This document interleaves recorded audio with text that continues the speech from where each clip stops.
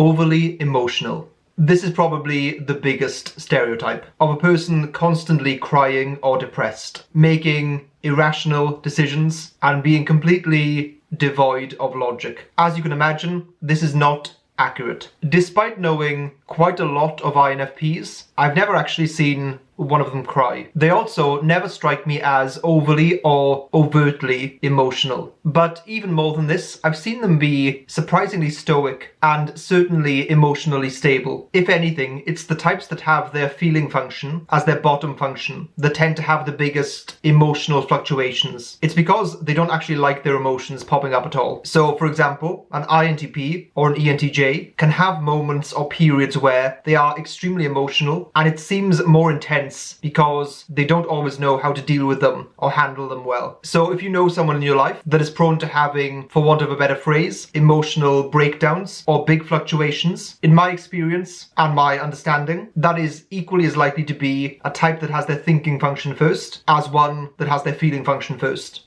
Weird beliefs. Spiritual principles are corrupted by the attempt to mechanize and formalize them. Tolkien. INFPs are often seen as being spiritual or in possession of weird and unusual beliefs. The first thing to say about that is that when that is the case, they are very unlikely to subscribe to the mainstream version of whatever belief that may be. Instead, they'll tend to have their own individual interpretation, one that might diverge greatly from the standard one. Another counter-stereotype to this is that they tend to be very against dogmatism or absolutism. They'll be skeptical of anyone who expresses certainty and disdainful of anyone that imposes their certainty on others. For them, it's less about what a person believes and more about how they act it out in the world. They're more likely to judge a person's actions as opposed to their beliefs or thoughts. Disorganized.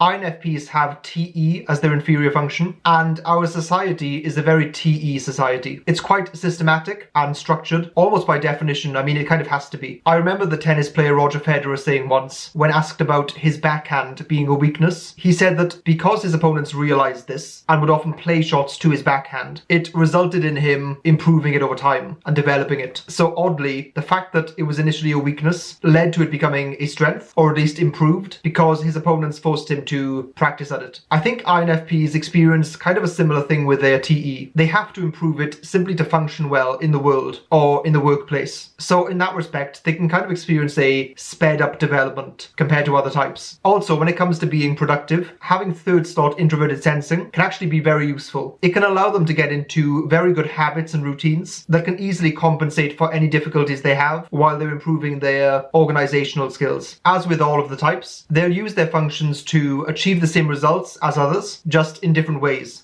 Lost in their imaginations. Maybe this one isn't so inaccurate, but an implication you might draw from this is that, as a result, they are out of touch with the real world. I would say that their desire to embrace their imaginations is because they are firmly aware of the real world and how underwhelming it can be. I've often found myself in situations with INFPs where they are the voice of reason, rationality, common sense, or downright pragmatism. They're often very self-sufficient and they like it that way. It affords them a kind of freedom and independence that they greatly value. Let me know down below in the comments if there are any INFP stereotype defying things that I've missed. I'm very much of the opinion that one should only pin a comment if it's in service of shameless self-promotion. So I will pin a comment of me and Luann's social media links and feel free to follow us on them.